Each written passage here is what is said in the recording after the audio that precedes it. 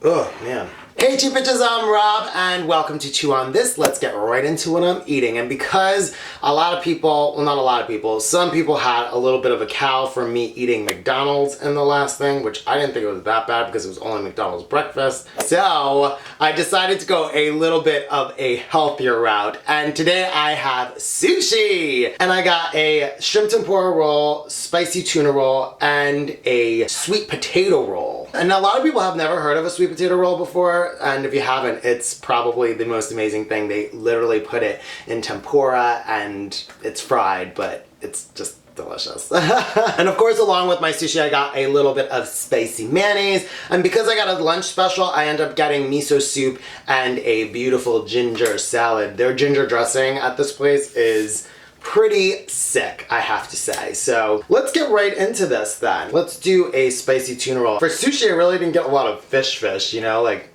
raw fish, but I kind of wanted a little bit of a variety. Here's the spicy tuna roll. And I like a little wasabi. Well, a lot of wasabi, actually. I'm gonna dip it in because I like it hot. Mmm. That is so good. This is the sweet potato roll. See, it's like, oh, it's so amazing. Dip, dip, dip, bitch. Mmm.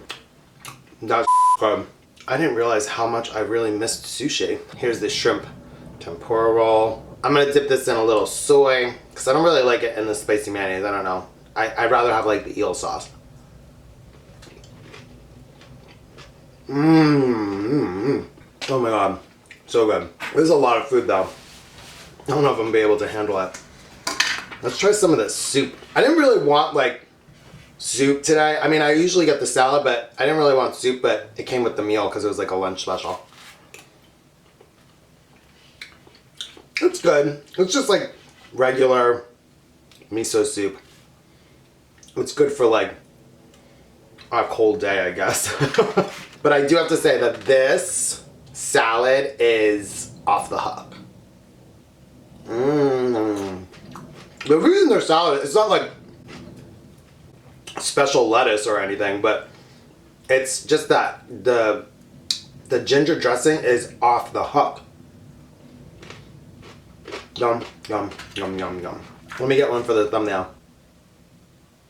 I look crazy. A funny story before we get into topic. I ordered this all before I, started filming, obviously. And I guess they have my number in their system from like ordering for years. And I guess your name pops up and they were like, James? And I was like, what? No. That's actually my ex-boyfriend's name, my like ex-boyfriend, like 3 boyfriends ago. And I guess I used to order and he used to go pick it up and they used to order it under my number. And I was like, oh no, honey, that's my ex-boyfriend. And she started laughing. I was like, yeah, let's change that and put my name on there now. So, hi James, if you still watch. Getting shit all over me. This is what happens when you don't eat at a regular table and you're filming yourself eating. Anyway, why don't we get into the topic of today? Today's topic actually comes from a viewer. Yay, finally. I got a good topic to talk about. And this comes from the Dystopian Dollhouse. How about discussing how you got into entertaining and how you feel about where you are in your chosen field versus your original dreams and goals when you started out?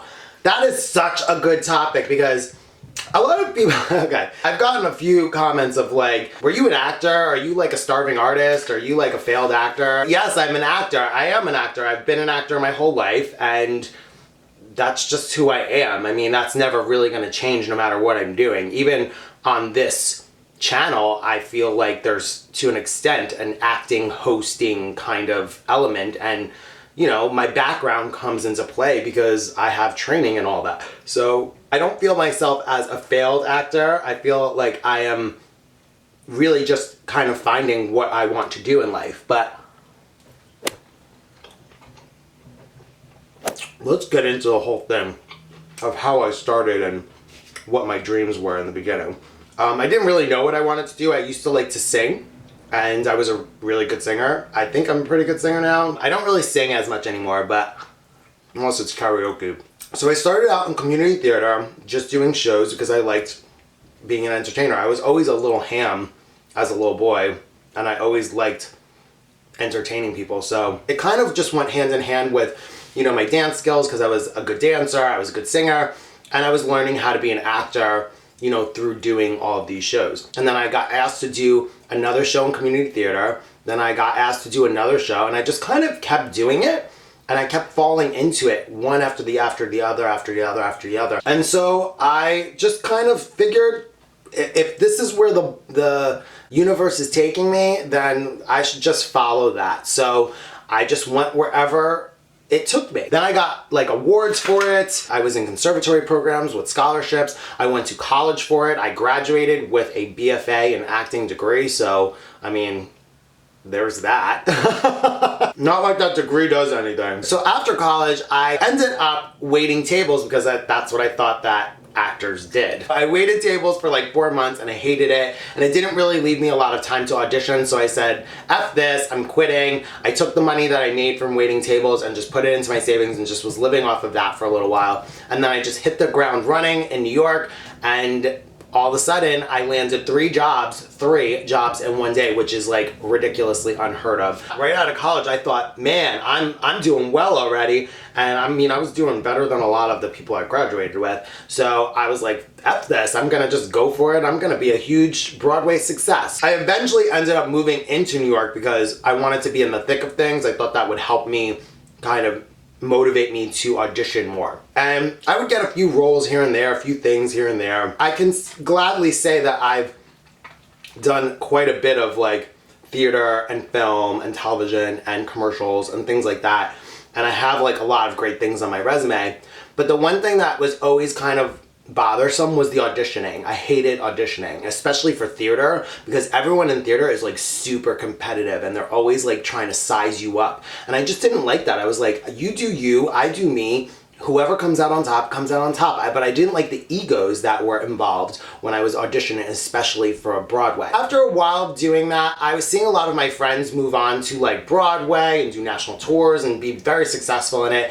And I just wasn't that successful because I didn't want it. I realized that I didn't want it enough. I didn't want it enough to like go take voice lessons and dance lessons and all this extra stuff that people were doing to make it huge. And I really didn't like trying to fit the mold for jobs to get the job. And then on top of that, I had really no creative other than what the director or someone would tell me to do. That was one thing that I think I always struggled with, because I like to control things and I like to kind of produce my own stuff. It wasn't until I met my friend Yue, and I talked about this briefly in other things, who was doing YouTube at the time, and I was like, oh, that's interesting that she's doing that, you know, because I didn't really know anything about it. And I watched her channel and I was like, oh, this is cool. I think I could do something like this. Then was born OnTheCheapTip. I filmed a video. I liked it. I filmed another one. People started talking to me on YouTube. I started getting more subscribers and I just kept going. And I haven't looked back since. And now it's become kind of successful. So I'm very happy with where I am as an entertainer, as a host, as an actor. But is it where I thought I would be? Not at all. Like, I never in a million years thought that I would be producing my own show on YouTube and have the means to even do that. And I absolutely love it. And I feel like once I found YouTube, I found my passion.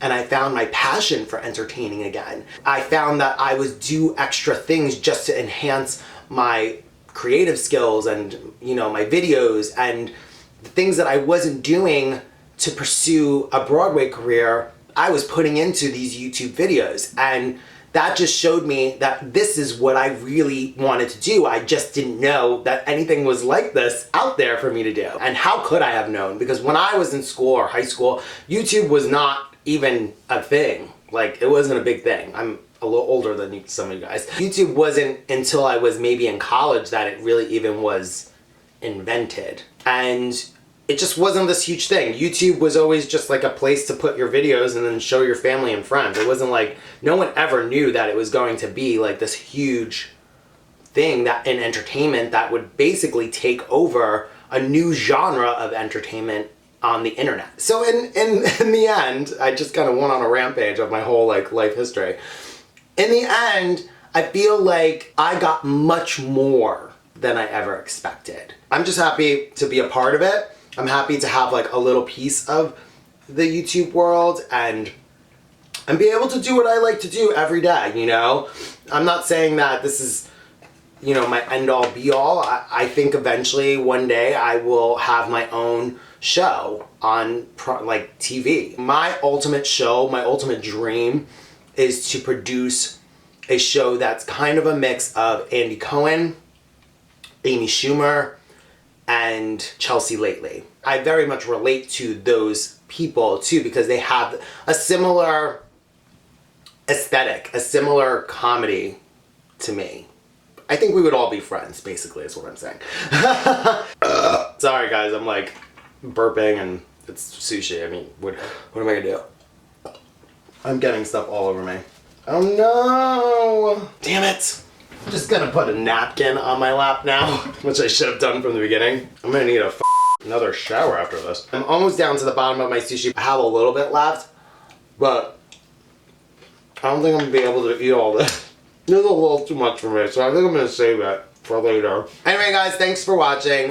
This was a great topic, and if you have a topic, make sure that you leave it down in the comment section. I will give you your own personal shout out on my next Chew on This if I pick your topic. Make sure that you subscribe because I make videos every Mondays, Tuesdays.